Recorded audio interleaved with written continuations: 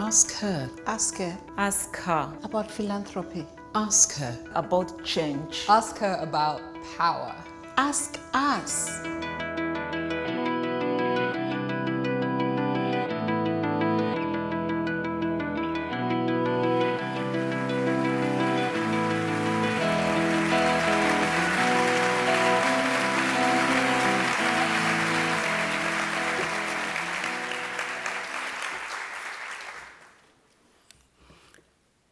Bonsoir, mesdames et messieurs.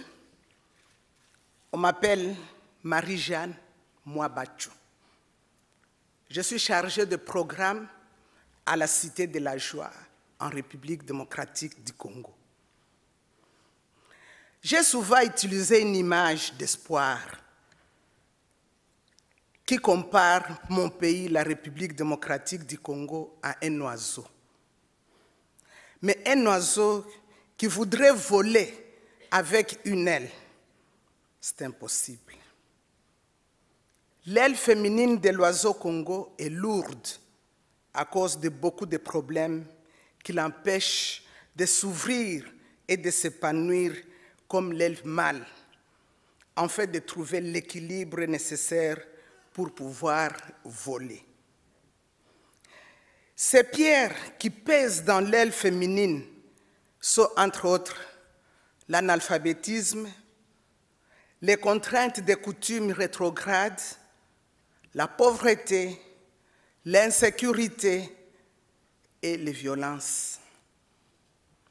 Nous, c'est-à-dire les organisations œuvrant dans la défense des droits humains, et spécifiquement ceux des femmes, nous forçons d'enlever progressivement, tant bien que mal, ces pierres qui pèsent dans l'aile féminine pour que l'oiseau Congo puisse voler et retrouver l'équilibre et s'envoler toujours plus haut. C'est depuis l'indépendance de la République démocratique du Congo que nous ne cessons de vivre des événements douloureux, des guerres récurrentes, de l'insécurité. Et dans tout cela, c'est la femme qui est la première victime. Du fait que d'abord, elle est celle qui perd le mari en guerre, celle qui est agressée, celle qui est violée et celle qui perd son enfant. En République démocratique du Congo, la femme a payé les lourds tributs de la guerre, touchée dans son amour propre, dans son amour le plus profond. Elle a été complètement détruite. La stratégie utilisée par l'ennemi, c'est celle de l'horreur. Comment? Violer une femme devant son mari, ses enfants, les membres de sa communauté. Violer une femme et ensuite introduire dans son vagin des objets tranchants, tels des baïonnettes, des morceaux de bois, des liquides chauds, des caoutchoucs brûlés. Y a-t-il un qualificatif pour ces actes? Ainsi, la fonction de la reproduction lui est retirée. Quant à la fonction de productrice de biens et services, elle est amenuisée du fait de l'insécurité persistante qui la pousse à l'errance, au déplacement quasi permanent. L'impact de ceci, c'est la pauvreté, la famine, etc. C'est ça, la situation dramatique que nous connaissons. Mais malgré tout cela, la femme n'a pas croisé les bras. La femme a cherché et continue de chercher des stratégies pour pouvoir contourner, pour pouvoir survivre et faire survivre les membres de la communauté. Qu'est-ce que la femme n'a pas créé, inventé au Congo?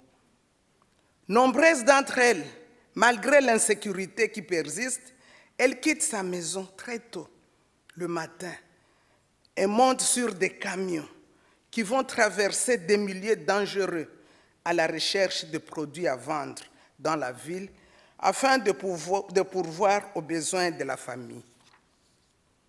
C'est la femme qui cherche des primes pour payer les enseignants. C'est la femme qui cherche de l'argent pour acheter l'uniforme pour son enfant.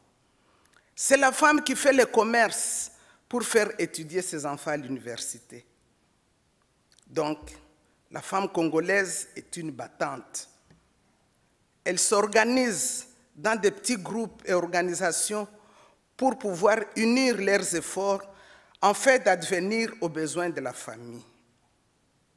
Toutes ces stratégies, bien sûr, sont souvent appuyées par des petites associations locales de femmes dépourvues de moyens financiers alors qu'elles voudraient réellement aider les femmes.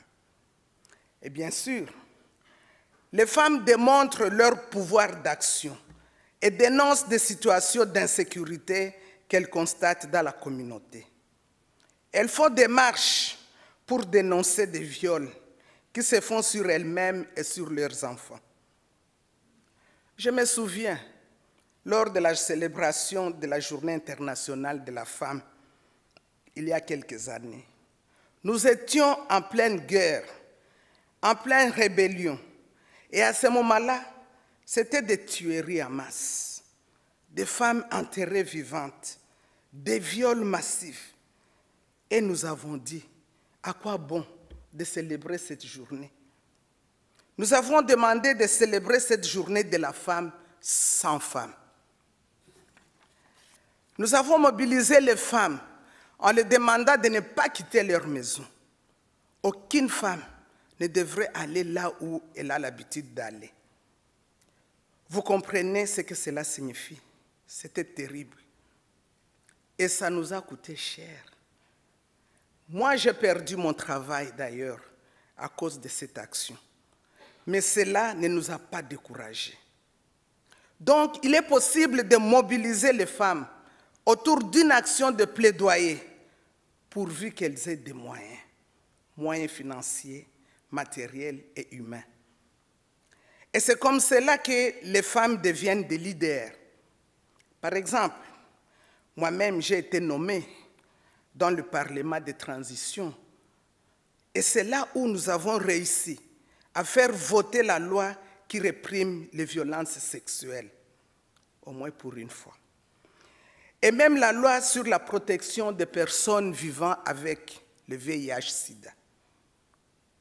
À la Cité de la Joie, je suis chargée d'organiser des différents programmes de formation. Et en organisant ces programmes, justement, j'introduis des cours qui propulsent la femme, qui l'aident, qui la capacitent à devenir demain un leader. Nous les sensibilisons pour que demain, elles puissent amener des changements dans les politiques de gouvernance dans leurs communautés respectives. Nous préparons ces femmes à devenir des agents de changement dans leur communauté et dans leur famille. Et des femmes leaders potentielles, j'en vois chaque jour. Je pense à une femme qui est venue à la Cité de la Joie, abandonnée, détruite complètement, parce qu'elle a tout perdu, même son corps. Tout ce qu'elle faisait, c'était de pleurer, pleurer et pleurer. Mais aujourd'hui, après la thérapie et les formations, elle travaille avec nous à la Cité de la Joie. C'est elle qui fait le témoignage auprès des autres femmes qui semblent perdre le goût de la vie, qui n'arrivent pas à s'accepter et accepter leur situation. Il y a une autre femme qui est venue aussi complètement détruite, mais aujourd'hui, elle a eu une bourse pour une formation dans la production de lampes solaires et elle est en Inde en ce moment-ci. Il y a une de nos femmes qui voudrait se présenter aux élections locales comme candidate au niveau des chefferies. Voilà ce que nous voudrions entendre des femmes, des ambitions pareilles.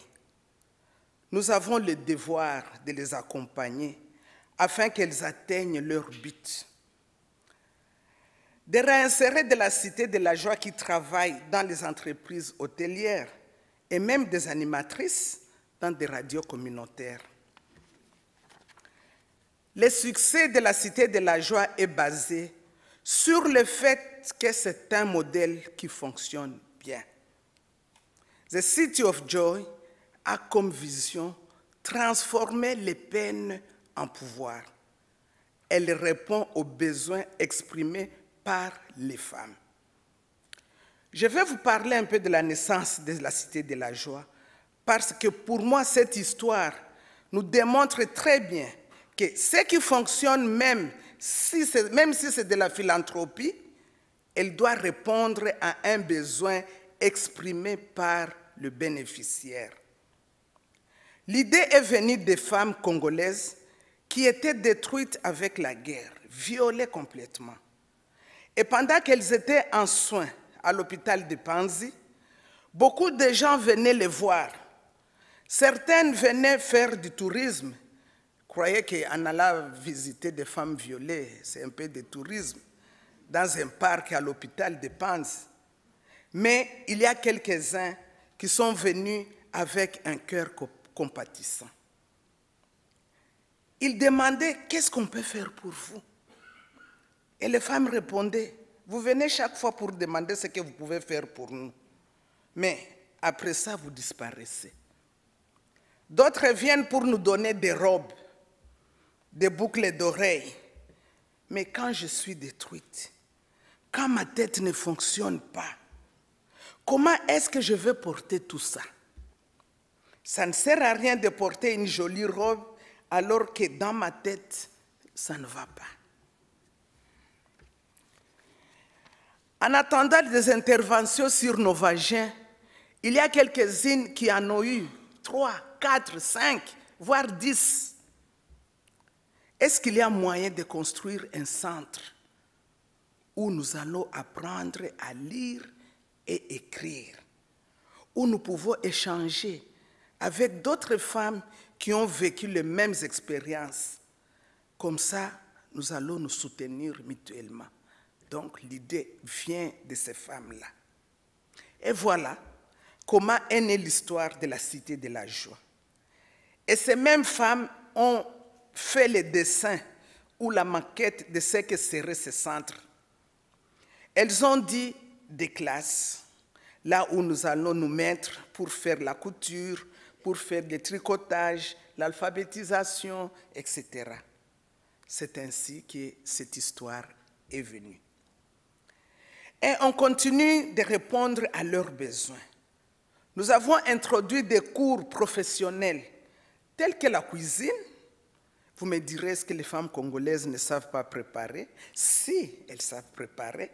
Mais c'est parce que les femmes qui sont là voudraient tenir des restaurants au niveau des villages. Des crochetages pour faire des choses, pour vendre, produire des tricots à vendre et des ponchos pour les enfants. Alors, on va dire que les femmes leaders en République démocratique du Congo, il n'en manque pas. Mais peut-être ce sont des moyens qui font défaut. Les femmes ont beaucoup de capacités, mais elles manquent du soutien. Donc je disais que j'ai une vision, j'ai un rêve. Je voudrais profiter du nombre de femmes qui sont sorties de la Cité de la Joie pour installer ce que j'appelle des parlements de femmes au niveau des villages. Des petits groupes de femmes qui vont analyser les problèmes de leur communauté et proposer des solutions au niveau des conseils de chefferie. Des groupes qui vont faire entendre leur voix à partir de ces parlements. Cela peut arriver au niveau national, mais je crois qu'il faut commencer à la base. C'est seulement quand la femme aura la place qu'il faut que nous pourrions prétendre aux changements qui permettront à l'oiseau Congo de voler plus haut et faire de ce pays plus beau qu'avant. Oui, Nous pouvons dresser nos fronts comme nous le chantons dans notre hymne national. Nous comptons beaucoup sur le soutien de chacun de vous pour que ces rêves deviennent réalité. Je vous remercie.